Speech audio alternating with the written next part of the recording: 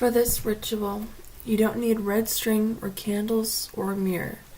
It isn't even you conducting the ritual. It's more like a game than anything, and it's as old as the universe itself. Maybe even older. It was here since angels appeared.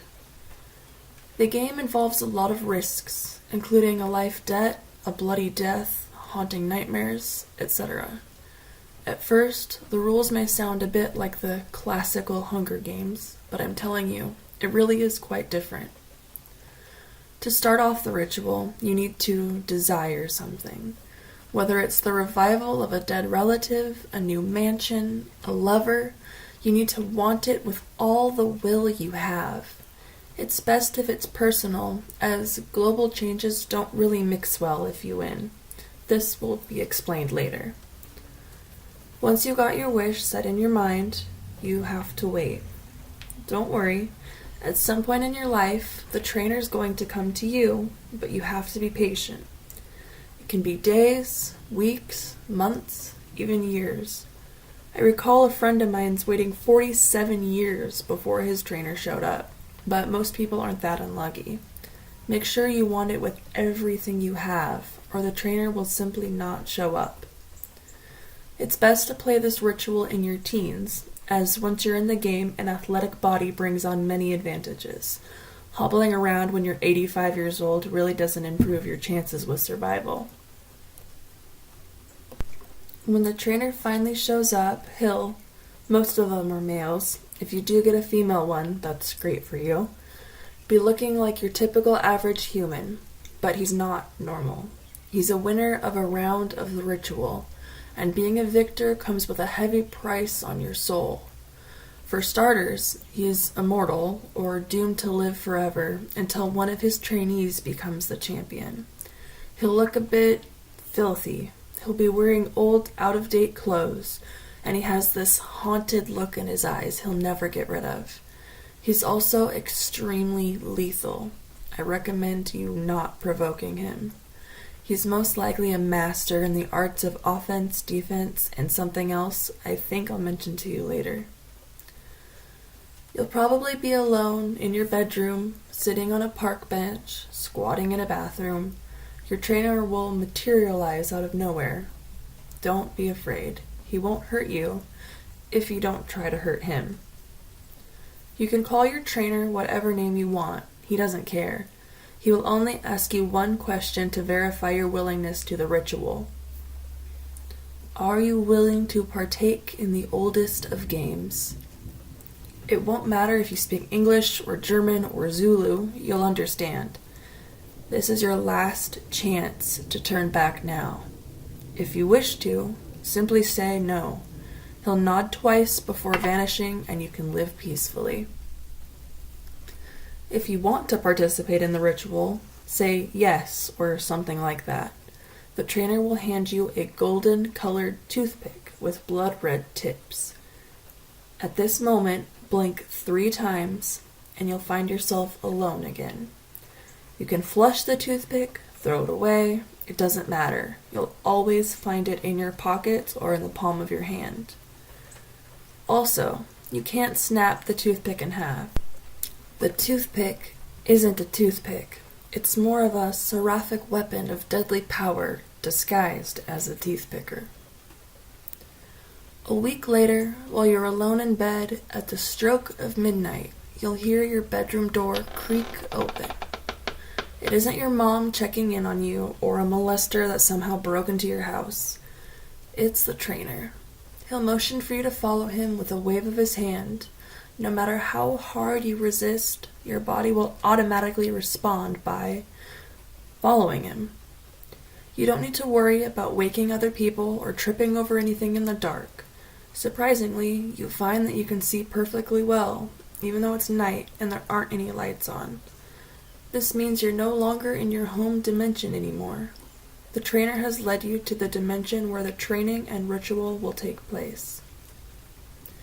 He'll lead you to some small, secret room you never bothered to take a look, and there will be a loose panel where he would slide apart and beckon you to crawl in.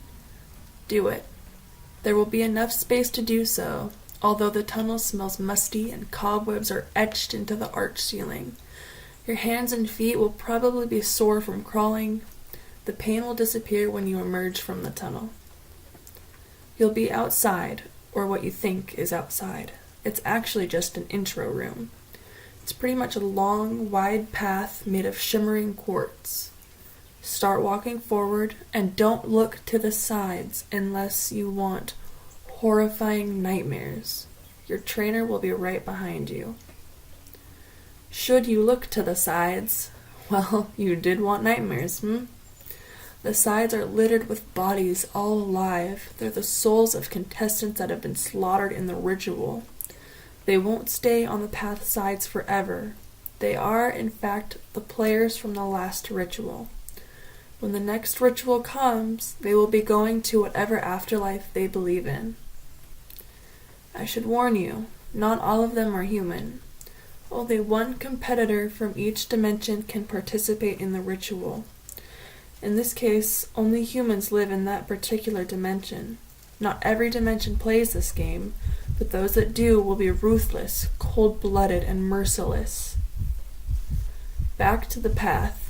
Should you look to the sides, you will see gory, terrifying scenes.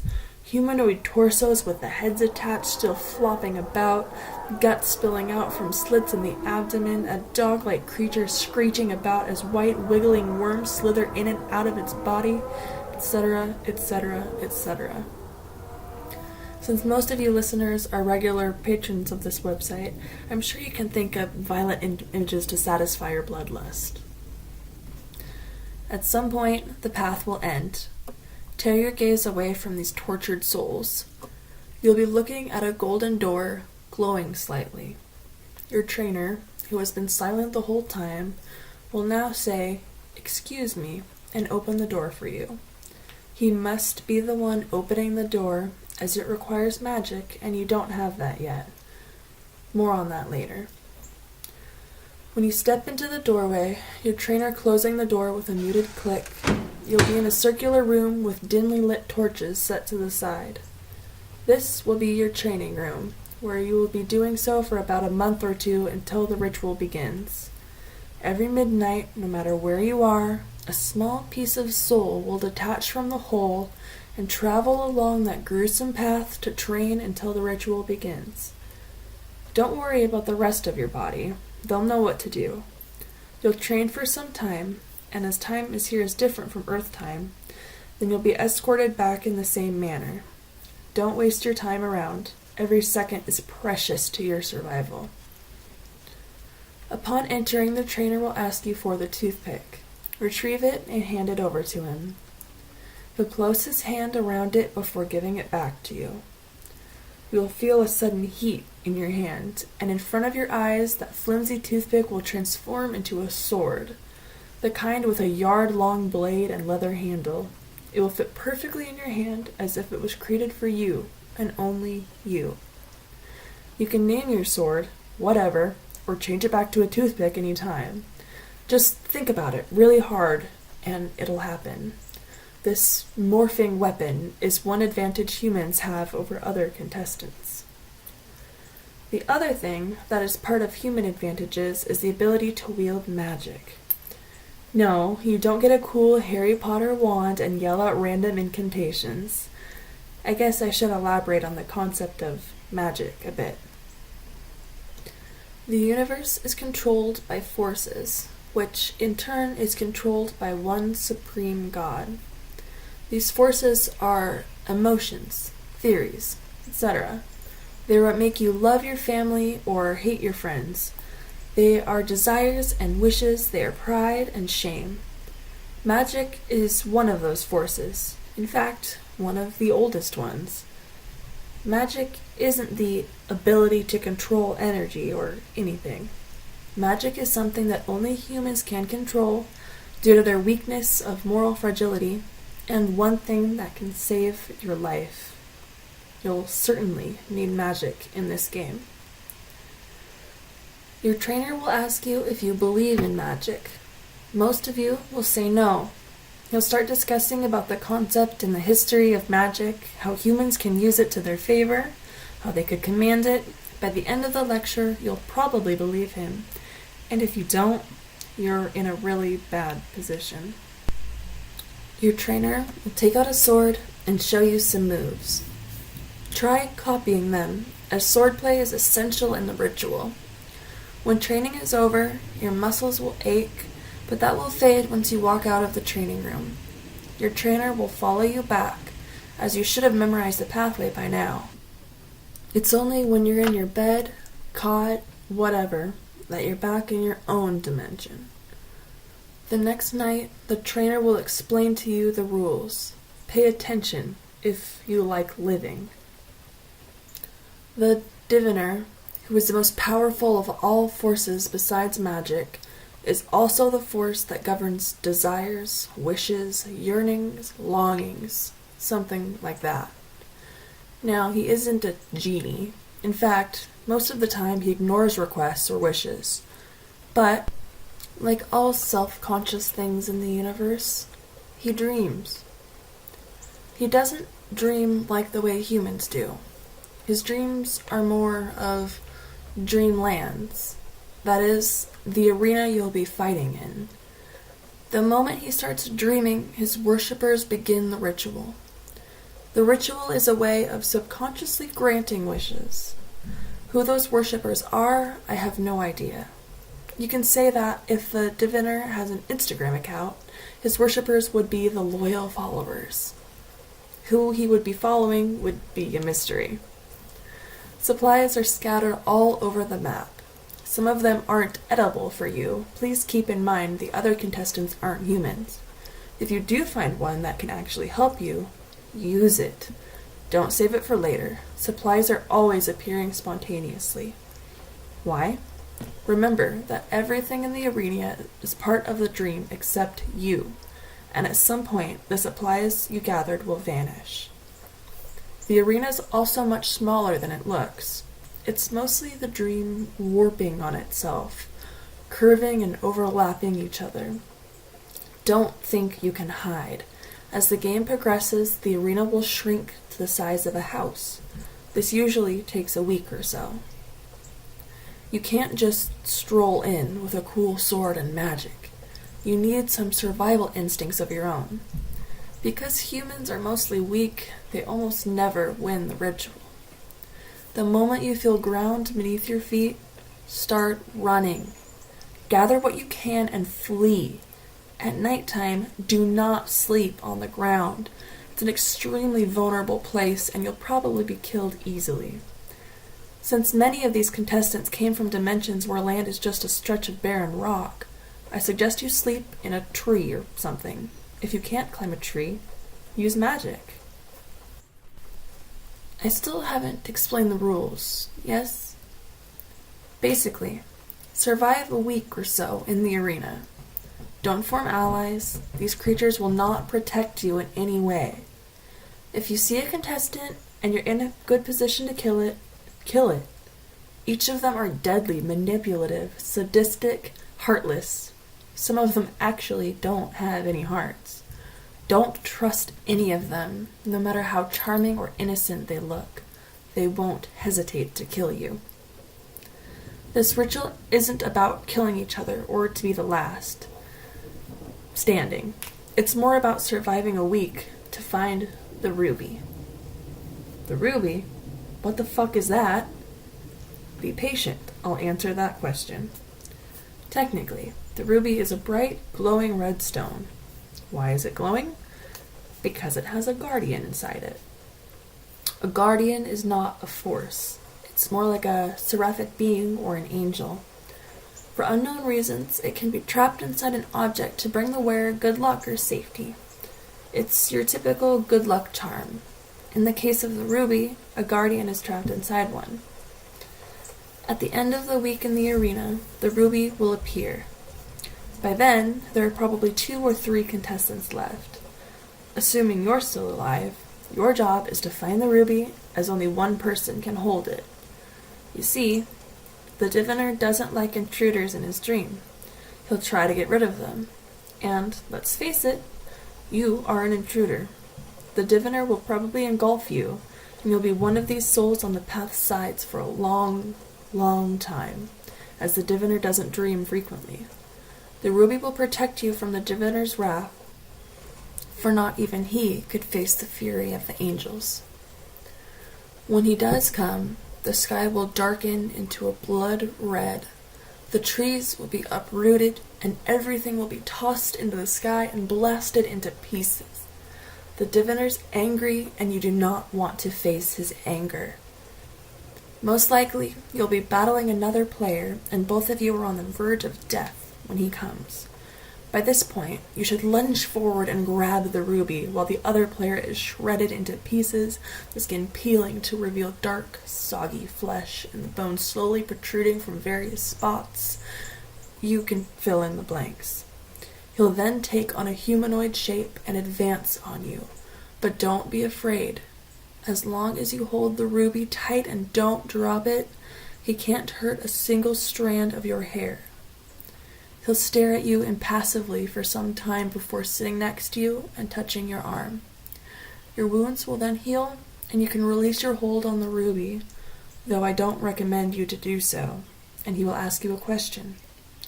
What do you want? Wish for something personal. The diviner is powerful, and as such, he has the ability to grant your wishes, but try not to be whimsical, as you can only play in this ritual once. I'll explain that later. I've known some selfless people wishing for worldwide peace or to end poverty, but the diviner just can't do that. He knows there's nothing to stop the people from fighting again or becoming poor. It's just a wish wasted. Just wish for something you truly want, and he'll give. Once you uttered your wish, he'll ask you, "Are you sure?" Say no, he'll wait for another wish. Say yes, he'll smile slightly. Close your eyes and count to 10. When you open your eyes, you'll be back in the training room. That's a lot of information to take in, yes? And it's only been the second night. For the rest of the nights, you'll be learning how to use weapons and how to harness magic. You won't immediately get the hang of it. You might feel something electric shoot up your arm, or your fingers suddenly become fire hot. Those are signs that the magic is adjusting to your body. To summon magic, you need to concentrate on everything around you. The slight air shifting, the dark oak panels, etc. Magic is waiting, ready to be used. Magic can do a lot of things. You can start fires, kill opponents, even create food. It's crucial to your survival in the ritual. You can't really use magic in your own dimension because it's rarely used there. Also, most people don't believe in that crap. Night after night, you'll train. When the day comes, the trainer will escort you to another door, wave goodbye to you, and leave. Good luck. If you do manage to survive, after asking the diviner your wish, you'll find yourself back at the training room. Your trainer will be there for you. He'll smile, and you might notice that haunted, sorrowful look in his eyes is gone. He's finally free from the job of a trainer, as you have won and taken the burden off his shoulders. He'll thank you sincerely before vanishing, going to whatever afterlife he believes in. You'll stand there, shocked, but don't think too long about it. Go home. Back there, you'll find your wish granted, and you'll think you'll be happy and contented for the rest of your life. But there's a price to pay. A heavy one to pay, I might add. Remember the trainer vanishing? It doesn't mean there will be no trainers, for the ritual will keep playing as long as beings desire. When you won the ritual, you had to pay something. In this case, you are the next trainer. There will be a time in your life when you notice you're not aging anymore. You'll be immortal forever, just as the ritual begins again. You will have to find a trainee who desperately wants something, and you have to train him to get ready for the ritual. As time in the home dimension passes and everyone you love dies, you'll start living in the training room. You'll be forced to watch trainee after trainee being brutally slaughtered in the ritual. If you're lucky, your first trainee is a winner and can take your place. You could then live the rest of your life in peace, assuming you haven't died of old age yet. You can only play in this game once. Choose your wish wisely. Well, I don't know what else to say. Don't trust anyone. Pay attention to your trainer. Blah, blah, blah. Maybe you have magic and weapons, but you need one more thing. A will. You need a will for survival. You need to fight for your life. Cheesy, I know. You need a goal in mind. You need the determination to struggle on.